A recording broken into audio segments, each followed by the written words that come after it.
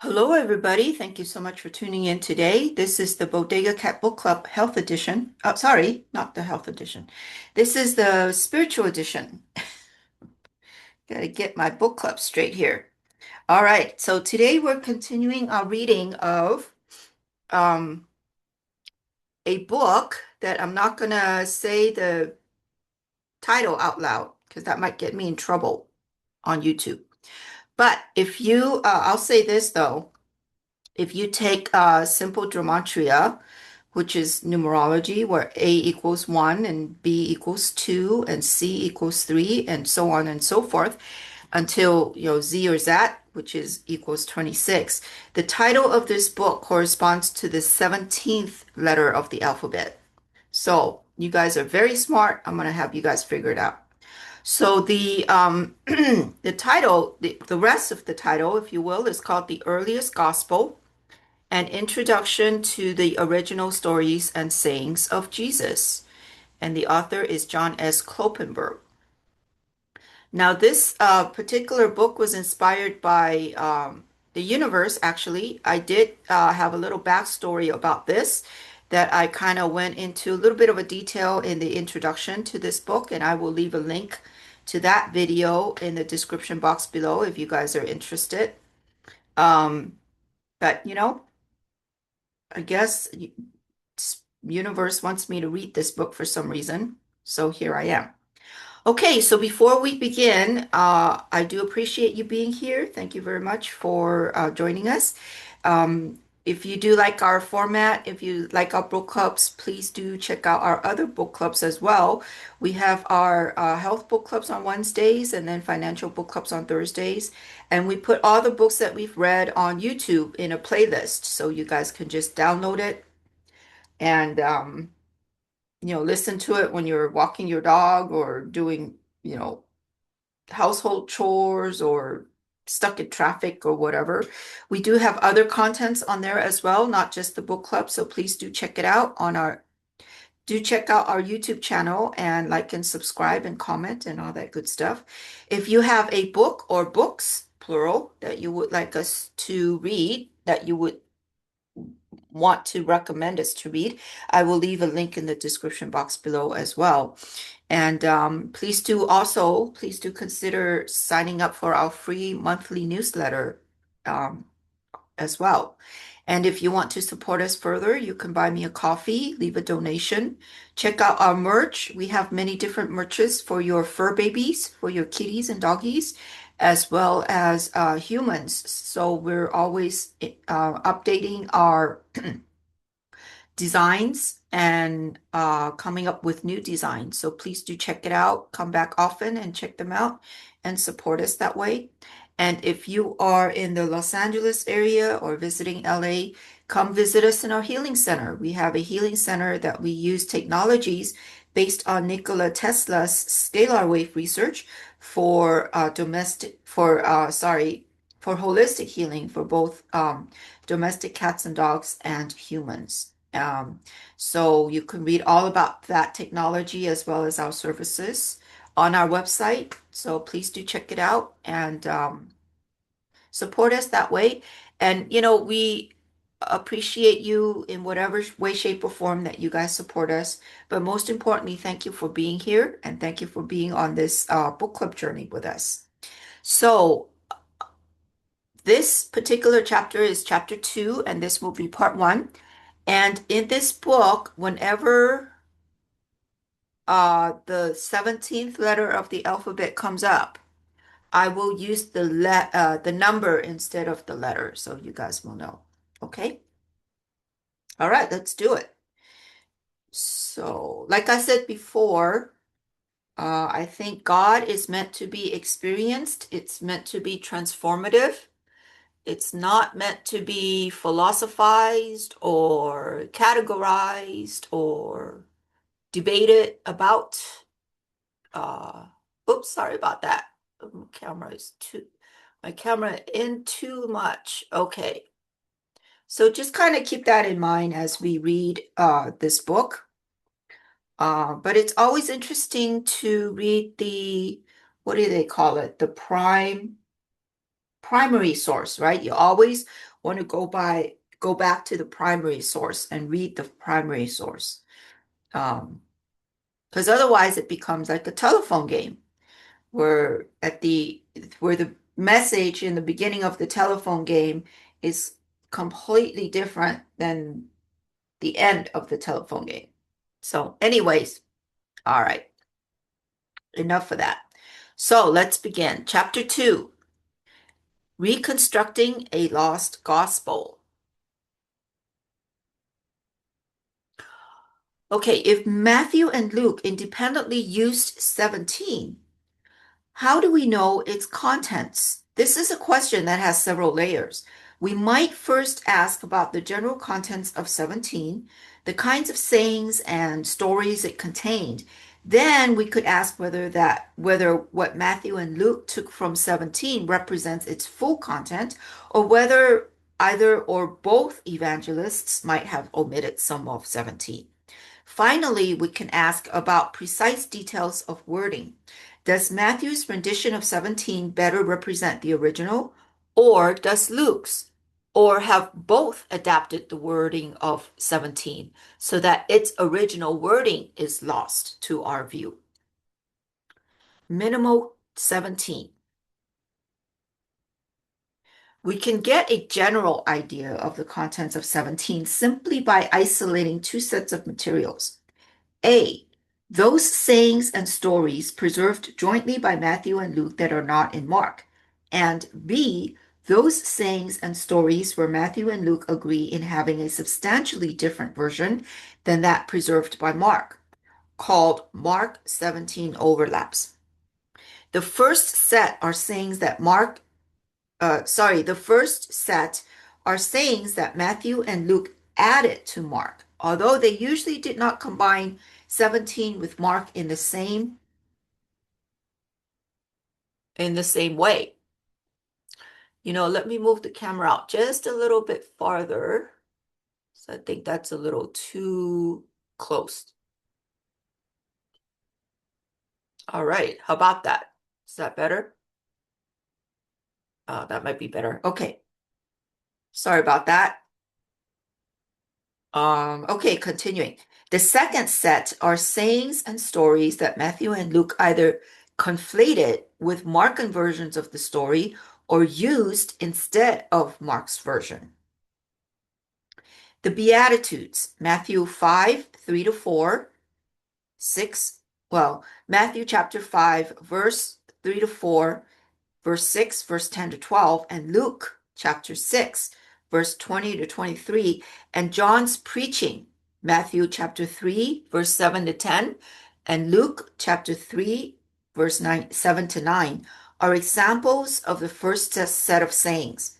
While Mark's Jesus is frequently depicted as teaching, Mark has relative few sayings of Jesus.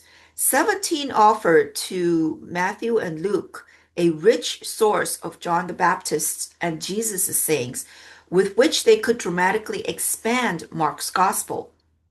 Thus, where Mark simply states that Jesus was teaching and preaching, Mark 1, 12, 22, and 39, the point in Mark where Matthew inserts his Sermon on the Mount and that large crowds follow Jesus, Mark 3, 7 to 12, the point where Luke's Sermon on the Plain is added, Matthew and Luke could record Jesus' words, the Beatitudes, and many other sayings. Likewise, Matthew and Luke inserted John's warnings to the crowds, taken from 17 into Mark chapter 1, verse 2 to 6, thereby dramatizing Mark's rather bare report that John came, quote, preaching a baptism of repentance for the forgiveness of sins, end quote. The second, a smaller set of materials, includes the temptation story, Matthew chapter 4, verse 1 to 11, and Luke chapter 4, verse 1 to 13, and the parables of the mustard seed and the yeast, Matthew chapter 13, verse 31 to 33, and Luke chapter 13, verse 18 to 21, and the other Mark 17 overlaps listed above, page 34. 17's temptation story, reflected in Matthew and Luke, is an elaborate three-part debate between Jesus and the devil, while the Markan version, chapter 1, verse 12 and 13, is a brief two-verse story with no speech at all. Since it would make no sense to have Jesus tested twice, Matthew and Luke conflated the Markan and the 17 stories and thus produced accounts with both Markan and 17 elements. At other points where Mark overlaps 17, Matthew and Luke might opt for one account over the other. All three Gospels have the parable of the mustard seed, but Matthew and Luke agree against Mark in enough details to make one think that they had access to a second 17 version of the parable. This suspicion is confirmed by the fact that both immediately add another parable that is lacking in Mark entirely, the parable of the yeast. Matthew conflated 17's double parable, mustard plus yeast, with Mark's parable of the mustard seed, chapter 4, verse 30 to 32. Luke, however, passed over Mark's mustard seed when he copied Mark's parable discourse, Mark chapter 4, verse 1 to 34. CF, I don't know what that means. Luke 8, 4 to 18, and place 17's double parable after the healing of a crippled woman. Luke 13, 10 to 17. Luke apparently preferred 17's version to Mark's. If we combine all the materials in A and B above, we arrive at the following set of 17 texts. I will refer to 17 texts by their Lucan versification. Mark 17 overlaps are in italic. So as I read this, I'm not gonna, you guys, for those of you who are just listening, you won't see the italic, but I will try my best to read the two columns here where they compare both Mark and I think 17 texts, right? But for those of you who have the book or who are viewing the camera or the screen, you guys can see the italics. Okay, so this is, I'll try my best to do this. Okay, so John's preaching, 3, 7b to 9 and 16b to 17. I don't know what this means. Are they comparing? Oh, this is the 17 texts. These are all the texts that are seen in 17. Huh. Okay, interesting. I don't know how to read this. So I guess this is all text from the 17 book. All right. So John's preaching, chapter 3, verse 7b to 9 and 16b to 17. I'm just going to go down the column because I really don't know how to read this or what the author is trying to do here. Okay, so the temptation, you find that in chapter 4, verse 1 to 13. Jesus's first speech, chapter 6, 20b to 23, 27 to 33, 35, 36, 38, 36 to 38, and 39 to 49. Then centurion's serving boy, chapter 7, verse 1 to 2 and 6 to 10. Jesus's question, chapter 7, 18 to 19, and verse 22 to 23. Jesus's words about John, chapter 7, 24 to 28, and 31 to 35. The two volunteers, chapter 9, verse 57 to 60. Jesus' mission, instructions, and thanksgiving. Chapter 10, verse 2 to 3, verse 4 to 11, 12 to 16, 21 to 22, 23b to 24. Instructions on prayer, 11 to 2 to 4, and 9 to 13. Oh, I see what the author's trying to do. He's comparing two books, I guess, because on the instructions on prayer, then he has the sayings on Torah. Okay. All right. I'm reading this wrong, but anyways, I'm going to continue. And then the Beelzebul accusation and request for a sign, chapter 11, verse 14 to 18, verse 19 to 20, 21 to 22, 23, 24 to 26, 29 to 30, 31 to 32, 33 to 35. The woes against the Pharisees and scribes, chapter 11, verse 39 to 44, and verse 46 to 52. Okay, the second column. I guess the first column corresponds to the second column. Okay, I read that wrong, but sorry about that. If you guys have a book, you guys can do a deeper dive to it. I'm just going to read what I started. So the two parables, chapter 13, verse 18 to 19 and 20 to 21. The two ways, chapter 13, verse 22. Chapter 13, verse 24 and 26 and 27, 28 and 30. A lament over Jerusalem. Chapter 13, verse 34 to 35, exalting the humble.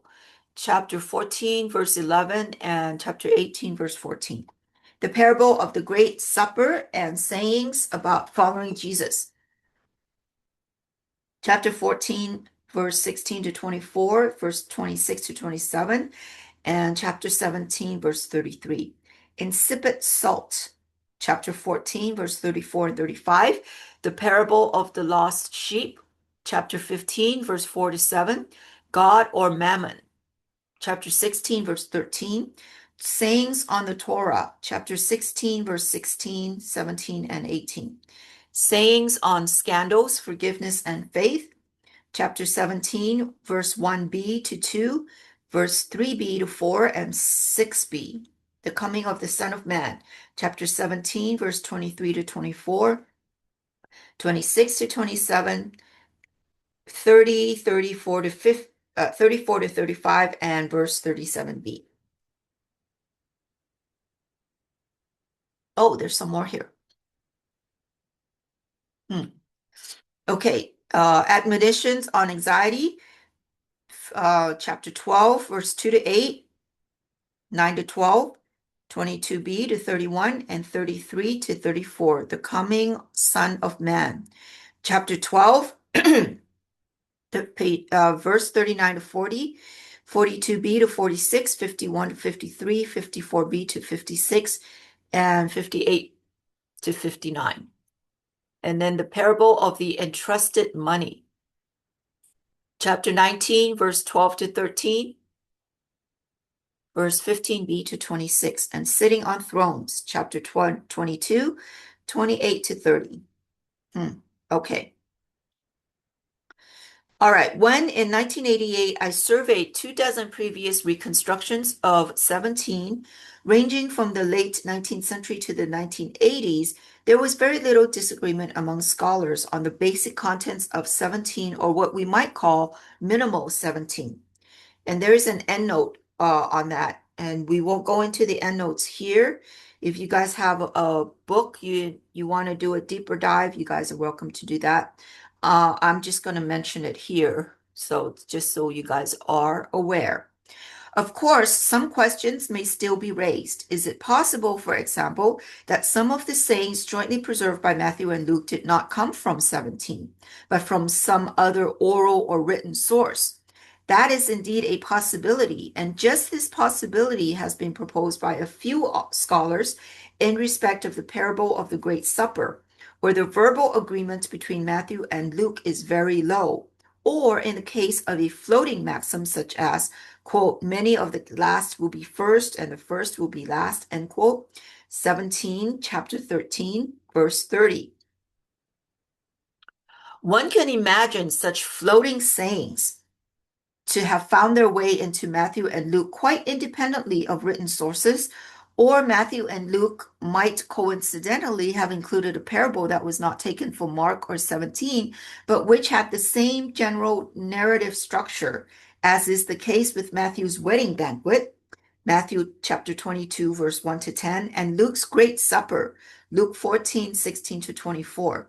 It is much more difficult to appeal to this kind of explanation, however, when the verbal agreement between Matthew and Luke is high, when Matthew and Luke also agree in placing 17 texts in the same relative sequence as they do about 1/2 of the time. Moreover, low verbal agreement between Matthew and Luke is not ultimately a good reason to exclude double tradition sayings from 17, as I shall explain later, page 56. Even if we were to exclude a few sayings from 17, what remains displays a remarkable degree of literary and thematic coherence, as Arlen Jacobson has shown. And there is an endnote about that. 17 has forms of sayings that are otherwise uncommon in Mark: macarisms, woes, correlatives, and prophetic threats. The forms that 17 shares with Mark, such as miracle stories and parables, are used in a noticeably different manner than in Mark. In addition, as I shall indicate in chapter 3, 17 contains elements that lend the collection an overarching unity. Okay, we will end here for now. You know, a thought just came to me. I think the author is trying to authenticate the 17 gospel. I wonder if there is a document that just has the sayings or the chapter and verse instead of all the analysis and stuff. I don't know. Very interesting.